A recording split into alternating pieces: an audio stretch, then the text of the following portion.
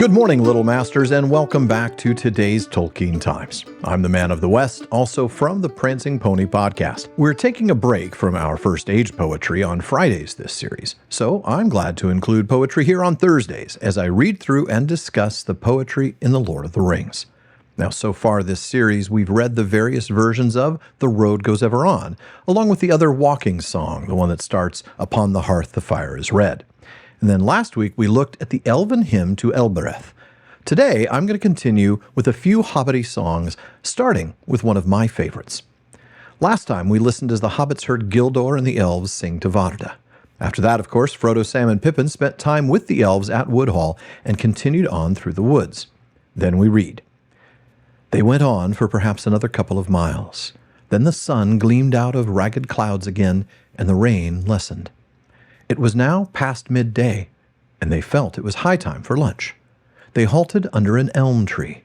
Its leaves, though fast turning yellow, were still thick, and the ground at its feet was fairly dry and sheltered.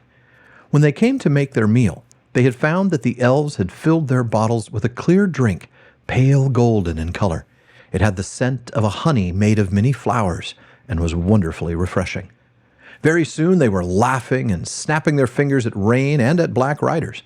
The last few miles, they felt, would soon be behind them. Frodo propped his back against the tree trunk and closed his eyes. Sam and Pippin sat near, and they began to hum, and then to sing softly. Ho, ho, ho, to the bottle I go, to heal my heart and drown my woe. Rain may fall and wind may blow, and many miles be still to go, but under a tall tree I will lie and let the clouds go sailing by. Now, I suppose if the elves had filled my bottles with a clear drink, pale golden in color with the scent of honey made from many flowers, I too would be laughing, singing, and snapping my fingers at the Nazgul. Now, here's the interesting part. Most of us probably hear a very particular tune when we read those first four lines, but then stumble a bit when the final two lines don't seem to fit. For more on that, let's actually look at the next song, found in A Conspiracy Unmasked. Snatches of competing songs came from the bathroom, mixed with the sound of splashing and wallowing. The voice of Pippin was suddenly lifted up above the others in one of Bilbo's favorite bath songs. Sing hey for the bath at close of day that washes the weary mud away. A loon is he that will not sing, oh, water hot is a noble thing. Oh, sweet is the sound of falling rain and the brook that leaps from hill to plain. But better than rain or rippling streams is water hot that smokes and steams. Oh, water cold we may pour at need down a thirsty throat and be glad indeed, but better is beer if drink we lack, and water hot poured down the back. Oh, water is fair that leaps on high, and a fountain white beneath the sky, but never did fountain sound so sweet as splashing hot water with my feet. You're hearing the same tune in your head as you did when we looked at Ho, Ho, Ho, to the bottle I go, right? In the scene in The Fellowship of the Ring, the Peter Jackson films, at the Green Dragon, Merry, Pippin, and Frodo sing a song that incorporates lyrics from both of these songs. Hey ho, to the bottle I go, to heal my heart and drown my woe. And no, I'm not going to sing this to the tune. Rain may fall and wind may blow, but there'll still be many miles to go. Sweet is the sound of the pouring rain and the stream that falls from hill to plain. Better than rain or rippling brook is a mug of beer inside this toque. So you can see where it mixed lyrics from both of those songs. I have to confess, it was a very effective way for Jackson and his team to give a nod to both of these songs without actually using the full length of either one of them. But I didn't even know this. If you've never seen the extended edition, you won't know what I'm talking about. Despite this being a very clear part of my memory, as though I've seen it every time I've seen the movie, the song was not in the theatrical release of Fellowship of the Ring. Now, we have time for one more Hobbit song today from later in the same chapter. This is after Frodo has discovered that long-standing conspiracy and Sam's part in it, and he has conceded to take his friends with him. That's when we read, Merry and Pippin began a song, which they had apparently got ready for the occasion.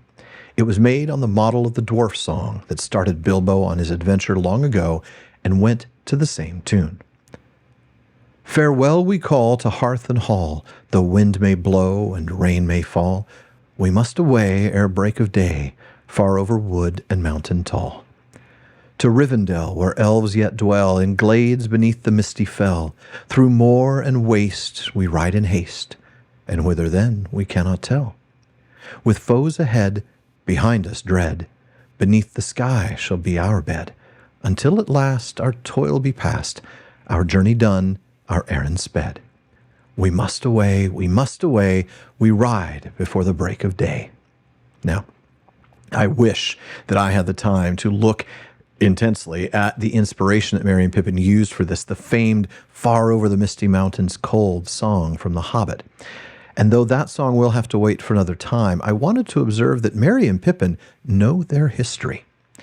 I also love how these stanzas tell the story. That's a story Merry and Pippin can't know yet. First, they say goodbye to Hobbit comforts, right? Leaving early, enduring rough weather. The second stanza is about their destination, Rivendell. But even then, they acknowledge it might not be the end of their journeys. And of course, we know it's certainly not.